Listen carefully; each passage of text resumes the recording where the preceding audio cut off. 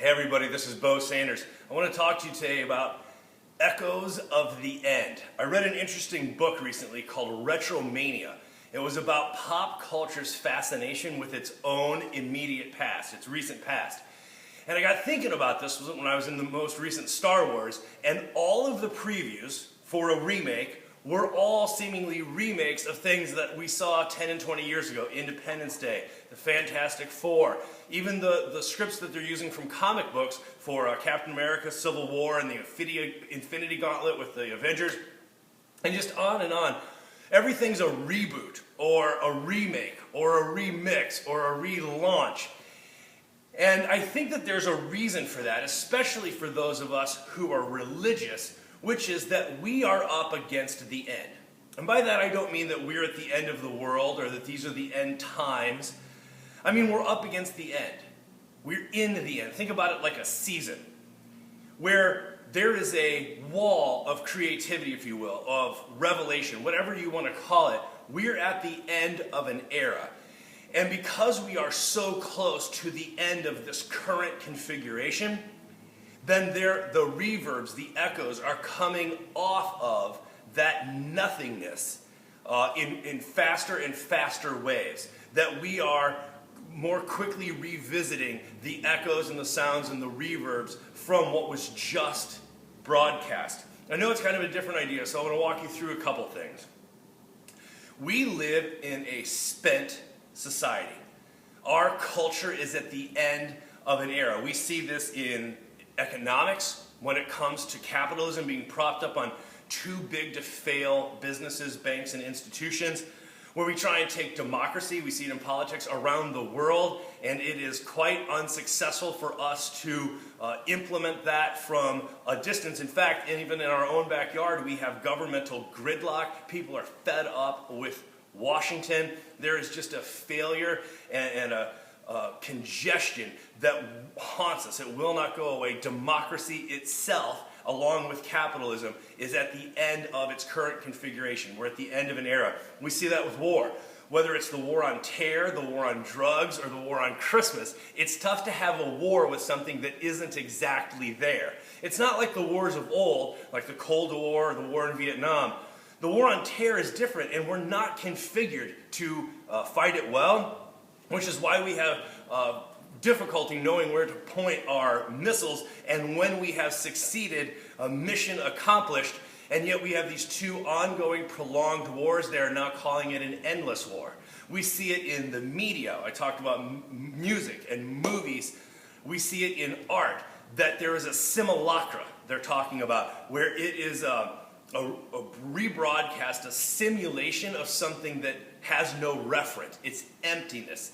And we are plagued into this society, and we see it religiously too, where we are left in theological projects to try and reframe or reform or redeem all the time, constantly trying to revisit and something to get back to some imagined past or some romanticized era of a previous century. You just see it over and over again. And I was having this conversation the other day, because I hang out in evangelical circles, and I was having this conversation with an evangelical friend of mine, and I said, listen, you have a fundamental problem, right, in your institutions, which is you have not even dealt with the first wave of the masters of suspicion, Freud, Darwin, Nietzsche, Feuerbach.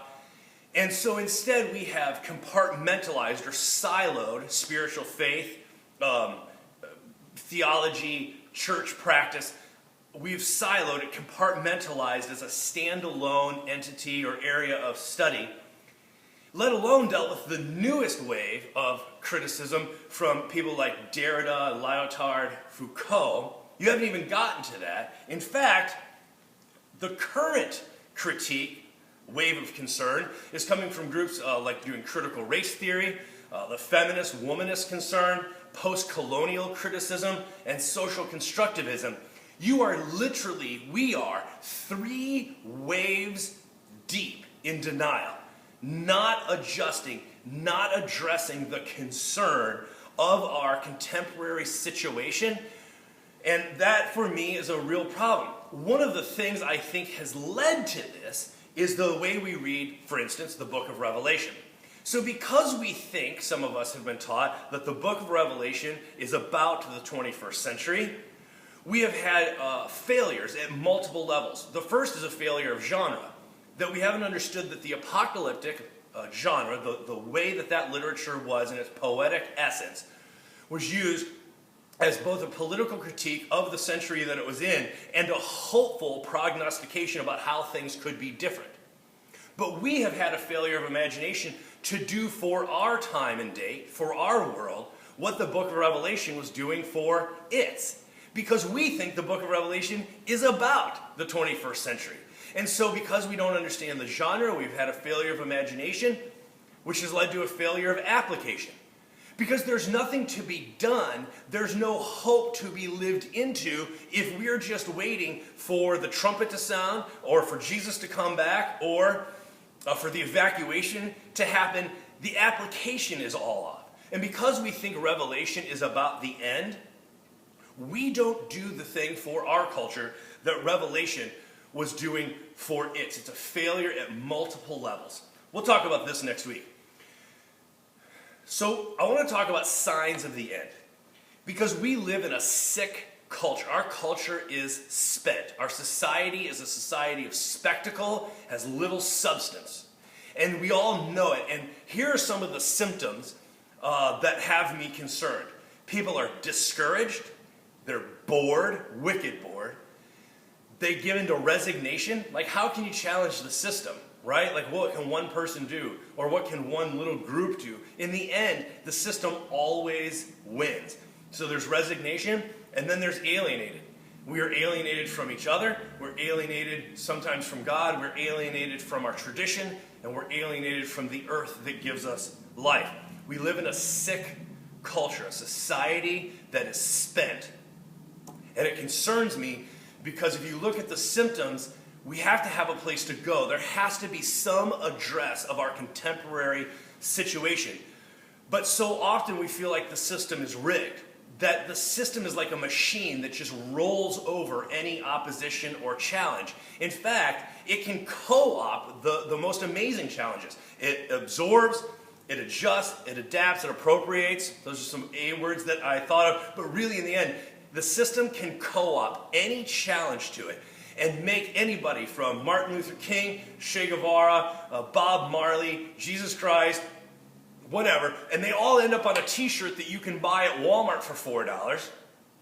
And they get made into these Hallmark characters where they are sanitized, sterilized versions of their real concern, the real challenge that they brought to the system. And they get made into Hallmark holidays. They call it the Santa Clausification of these challenges. The system will roll over and absorb or co-opt any challenge to it. So here's the thing. I think that this is an invitation to innovation. Because our current configuration of Christian spirituality, of community in practice, and of theology, our current configuration is insufficient for our contemporary situation. It cannot deal with the challenges that are being brought or posed. It's not set up for it. The problem is, unless we address the real concerns of our contemporary situation, then we are doing nothing more than playing fantasy or make-believe, right? We have made this silo of things we call Christian spirituality or mystery or transcendence or whatever label we want to put on it. But ultimately, if we are unwilling to reconfigure and revisit, since people love RE words, the way we're lined up and how we address the concerns of our contemporary situation, how we answer, respond to those questions, ultimately this whole project of Christian spirituality and community is unsustainable the way it currently exists. Or if you like 3 words being alliterated, I'm a preacher so I do that, it is insufficient, it is inadequate, and it is ultimately impotent.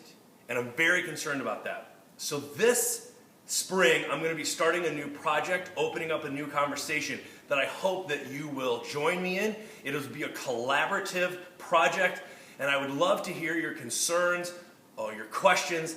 about this thing that I'm talking about the end of this current era and the echoes coming sooner and faster in reverb because we are in an expired society of spectacle, a culture that is bereft of inspiration and is spent in its current forms. Let me know how that sits with you.